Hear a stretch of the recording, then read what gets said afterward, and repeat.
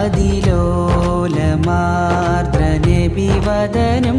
അഴകാർന്ന ഭാഷ്യമാവചനം ജഗന്നാഥനേ ഗിഹിതഭവനം ജയമാർഗമായ നബിവചനം കാതിൽ ധ്വനിയാകും താളം